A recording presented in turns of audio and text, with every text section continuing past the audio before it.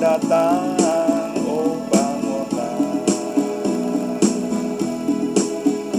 Ingatlah dan waspada, di mana hidup Anda, hai kawan. Mari bangun segera, hai kawan. Mari bangun segera.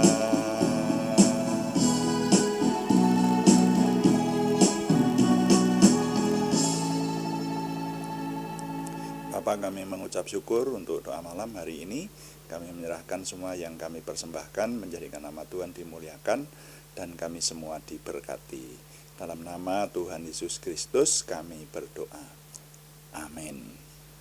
Selamat malam Bapak Ibu, Saudara sekalian yang sudah bersama dengan kita di sini dalam doa malam hari ini. Doa malam melalui online ini diadakan secara iman Kristiani dengan dasar keyakinan kepada Tuhan Yesus Kristus, Yeshua HaMasyiah, Juru Selamat dunia, Imam Besar Agung kami. Dan firman Tuhan yang didokumentasikan dalam kitab suci Perjanjian Lama serta Perjanjian Baru menjadi pegangan kami, menjadi pegangan kita sekalian. Nah, saudara sekalian, doa malam juga ditujukan untuk menjawab pertanyaan. Karena itu kalau ada pertanyaan dari saudara sekalian dan ingin kami menjawabnya, silahkan dikirimkan kepada kami, nanti akan menjadi tema-tema dalam doa malam kita. Kami berusaha menjawabnya di sini. Kali ini saya ingin mengajak kita merenungkan sebuah renungan firman Tuhan, judulnya perlakuan terhadap uang.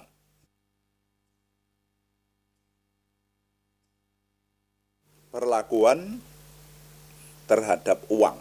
Nah, mari kita baca dahulu 1 Timotius pasal 6 ayat 10. 1 Timotius, firman Tuhan di 1 Timotius pasal 6 ayat 10 berkata demikian. Karena akar segala kejahatan ialah cinta uang.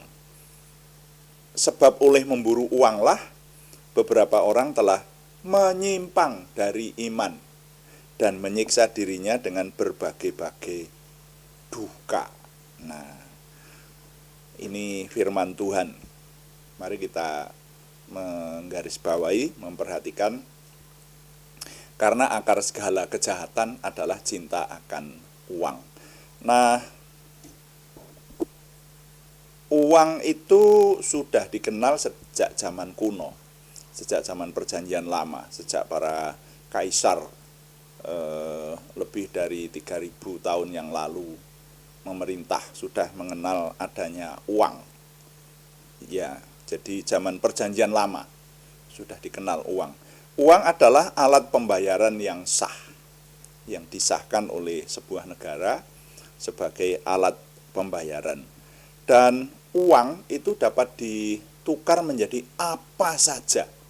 Ya, manusia dapat membeli sesuatu dengan uang, baik berupa barang, makanan yang diinginkan, pakaian, bahkan jasa dari orang lain dapat dibeli dengan uang. Makanya uang itu menjadi sesuatu yang menggiurkan.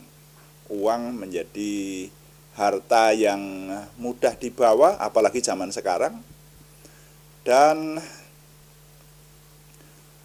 bisa mencukupi segala macam kebutuhan atau keinginan hidup. Nah, itu sebabnya maka uang itu adalah sesuatu yang diinginkan orang, dan itu tidak salah, saudara ya. Ya. Nah, mencari uang, punya banyak uang, bahkan menggunakan uang itu sudah sewajarnya. Itu tidak salah. Tetapi firman Tuhan ternyata mengingatkan kita, yang tidak boleh itu adalah cinta akan uang. Karena dikatakan oleh firman Tuhan, cinta akan uang itu adalah akar dari segala kejahatan. Nah, bagaimana cinta akan uang ini, saudara-saudara? Ya, ya dari sisi bahasanya saja, memang uang itu tidak seharusnya dicintai, ya toh. Yang dicintai itu adalah makhluk manusia, ya. Tapi kalau uang dicintai itu sendiri sudah salah, saudara ya. Makanya kalau orang yang cinta uang itu bisa mencari uang dengan menghalalkan segala cara. Iya toh? Jadi sekarang bisa kita lihat di zaman kita ini saja, banyak toh orang-orang yang mencari uang dengan menghalalkan segala cara, yang dengan cara yang aneh-aneh atau bahkan tidak wajar, ya toh. Bisa dengan cara judi, bisa dengan cara mencuri, bisa dengan cara menjual diri lah. Nah, itu kan mencari dengan segala cara. Lalu belum nanti menggunakannya, bisa menggunakan uang untuk berbagai hal yang mengarah kepada kemaksiatan. Wah, kalau itu saya tidak mau menyebutkan, kalau disebutkan banyak sekali, saudara ya. Nah, bahkan rebutan uang itu dapat menyebabkan pembunuhan loh, saudara. Rebutan uang dapat menyebabkan perpecahan antar saudara. Ya. Bahkan menimbulkan banyak permusuhan dan perselisihan. Nah, itu gara-gara apa? Gara-gara uang. Nah, jadi cinta akan uang itu yang tidak boleh. Uang itu harus diperlakukan sebagaimana mestinya, saudara-saudara. Uang itu adalah alat pembayaran. Nah, seperti itu. Jadi rupanya anggapan manusia terhadap uang itu bisa bermacam-macam. Uang bisa dianggap sebagai sebuah harta. Kalau namanya harta itu ditimbun sebanyak-banyaknya. Ya. Lalu uang bisa dianggap sebagai kesenangan. Ya. Jadi setiap punya uang yang ada dalam pikirannya adalah kesenangan. Ada juga tuh orang-orang yang semacam itu, yang kesenangannya minum, kesenangannya mabuk, atau kesenangannya menggunakan obat-obat terlarang. Nah, itu sudah terjadi. Ya.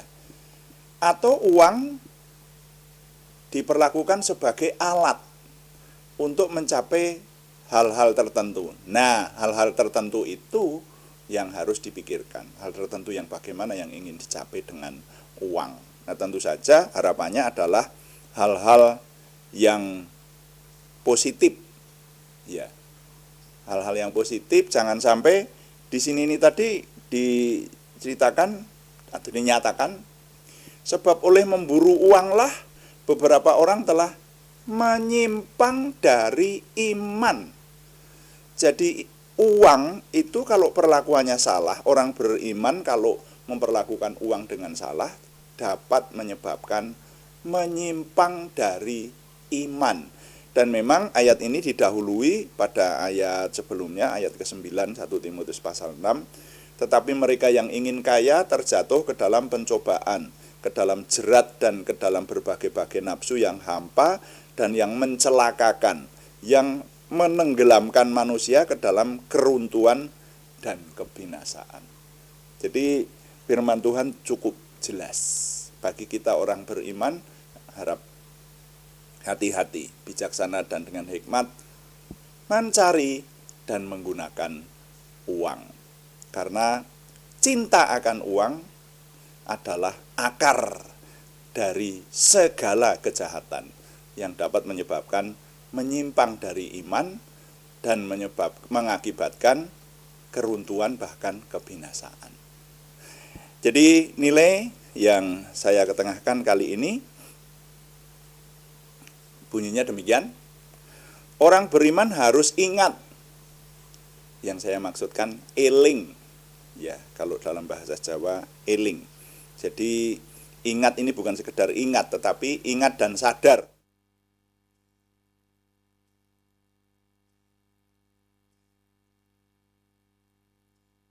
Orang beriman harus ingat atau eling bersikap yang benar terhadap uang supaya tidak menyimpang dari iman gara-gara uang. Ya, saya ulangi, orang beriman harus ingat atau eling bersikap yang benar terhadap uang supaya tidak menyimpang dari iman gara-gara cinta uang. Tuhan dipuji, amin. Mari kita berdoa. Kita berdoa sesuai dengan firman Tuhan. Tuhan, berkatilah kami dengan berlimpah-limpah, perbuatlah sesuatu yang besar dalam hidup kami, dan itu jelas berasal daripada-Mu. Tambahkanlah pengaruh dan kesempatan kami bagi-Mu, berikanlah kami suatu perasaan akan hadirat-Mu dan petunjuk-Mu senantiasa. Jagai dan lindungilah kami, supaya tidak jatuh dalam perangkap setan. Dalam nama Tuhan Yesus Kristus kami berdoa. Amin. Demikian doa dan renungan singkat malam hari ini. Kami mengingatkan sekali lagi bahwa doa malam dilaksanakan setiap hari Senin sampai Sabtu setiap jam 6 atau jam 18 malam. Ya. Dan terima kasih kepada semua yang sudah mendukung, termasuk doa pagi. Ya, kami juga ada doa pagi yang diadakan pada hari-hari yang sama, setiap jam 5 pagi, hanya temanya berbeda. Yang doa pagi itu membaca seluruh isi Alkitab sambil direnungkan. Terima kasih kepada yang setia mengikuti doa pagi maupun doa malam. Kami tetap mengharapkan dukungan Anda, setidaknya dukungan doa.